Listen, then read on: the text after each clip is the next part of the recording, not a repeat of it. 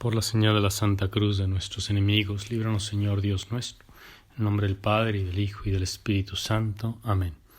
Señor mío y Dios mío, creo firmemente que estás aquí, que me ves y que me oyes.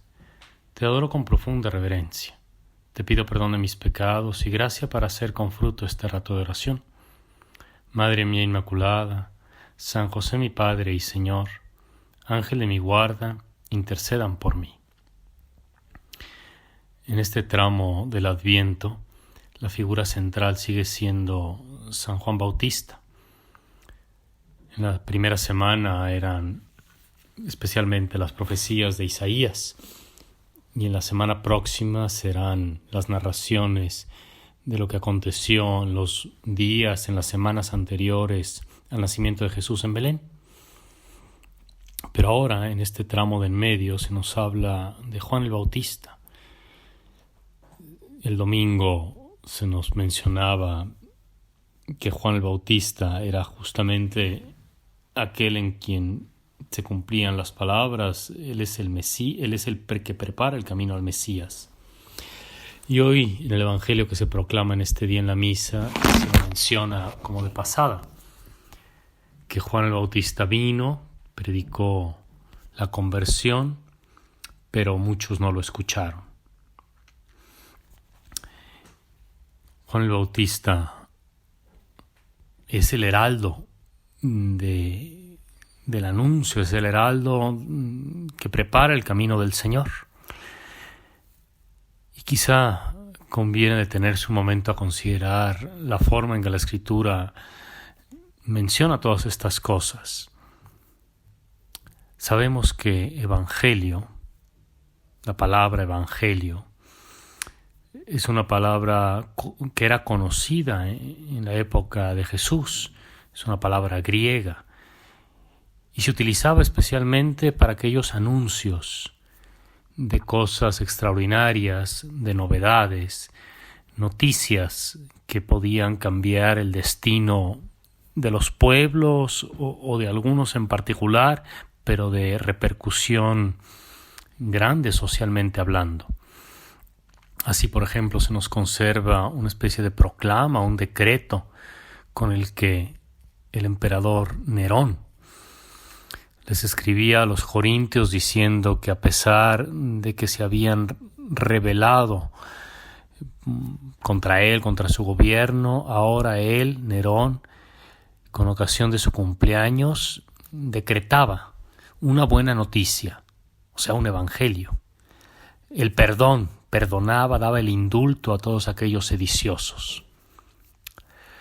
El caso es que estos evangelios, por decirlo así, estas noticias buenas, como el final de la guerra, la firma de un pacto de paz, todas esas noticias buenas eran decretos oficiales que salían del palacio, de la sede del gobierno. Era el rey, el emperador, el jerarca, el que detentaba el gobierno, quien tenía la autoridad para enviar a los mensajeros y decretar o dar a conocer estos decretos. Y así es que se vivía en la antigüedad. Pero he aquí una cosa extraña sobre la que los evangelistas, lo que los relatos sobre Jesús nos dan a entender. He aquí uno, Juan el Bautista, que empieza su proclamación en el desierto. No es un poderoso, no está vestido lujosamente ni habita en los palacios, sino que en el desierto y vestido de manera rudimentaria, rústica, proclama la conversión, avisa que viene ahora el Mesías, y este Mesías, Jesús de Nazaret, tampoco nace en un palacio ni está vestido de una manera lujosa, sino que proclama su evangelio desde las periferias, desde el pueblo perdido en las orillas del imperio, Y a diferencia de estas proclamas imperiales que se transmitían, digámoslo así, en cascada, en pirámide, desde el gobierno central pasando por las oficinas intermedias, ¿no? Por los gobernadores de las regiones, por los alcaldes. Aquí, en cambio, el Evangelio es proclamado directamente a las masas, al pueblo llano. Sin lugar a dudas, descubrimos inmediatamente, y la liturgia nos ayuda a ello, que en realidad sí que se trata de un decreto imperial, que el Evangelio sí que es una proclamación que viene del palacio. ¿Pero cuál palacio? No es el palacio que está en la tierra, sino es el palacio que está en los cielos, en la morada de Dios. Así habla el Señor desde su templo santo, desde su morada en lo alto de los cielos. Y allí es donde comienza la proclamación. Allí es donde se gesta este designio divino para que sea llevado a todos, al pueblo llano. El Evangelio de este día, tomado de San Mateo, hace ver que esta proclamación del Evangelio, que comenzó con la preparación que hace Juan el Bautista, tenía que tener efectos en todos. Y sin embargo, hay unos que no creen. Hay unos que no se convierten.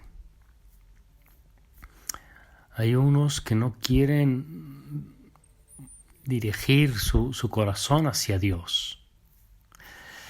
Jesús se dirigió a los sacerdotes y a los ancianos del pueblo, y estos cerraron su corazón. Podemos conjeturar muchas cosas. Quizá tenían celos, tenían envidia, pensaban que si Dios se iba a dirigir al pueblo o se iba a mandar un mensaje de salvación, pasaría a través de ellos, que eran como los intérpretes oficiales de los designios divinos. Y quizás sintieron envidia, celos, coraje, de que no les hubieran como pedido permiso, de que ningún ángel les haya encomendado esta misión. Pero en el Nuevo Testamento las cosas son diferentes. Con Jesús de Nazaret las cosas son diferentes, porque Él es el único pastor, Él es el único Mesías. Él es la única voz autorizada para hablar de parte de Dios. Y todos los demás somos discípulos, seamos sacerdotes que laicos. Con razón, San León Magno recordaba que en la Iglesia, los que no somos llamados a los sacerdotes o los obispos, que son llamados pastores de las ovejas, son también y al mismo tiempo ovejas del único pastor. Al final todos somos ovejas. En todo caso, es evidente que el Evangelio se presenta como una novedad y una proclama que va dirigida al pueblo, a todos. Y en este caso, la buena nueva es algo extraordinario, que viene de Dios y se dirige como con el sonido de un trueno a todos aquellos hombres y mujeres que quizás pensaban que Dios los había abandonado, que para ellos no había una palabra de salvación.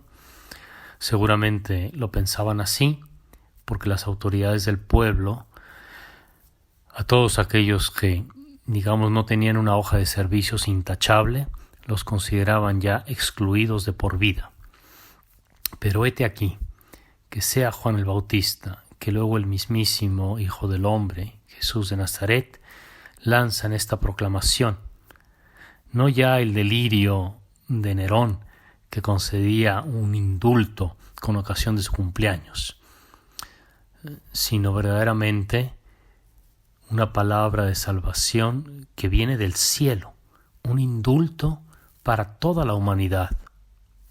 ¿Quién quiere acoger ese indulto? Las palabras del Evangelio dan a entender que son estos los más pecadores o los oficialmente pecadores, publicanos y prostitutas, que al escuchar esta palabra como de indulto, sí que se convierten de su vida perversa.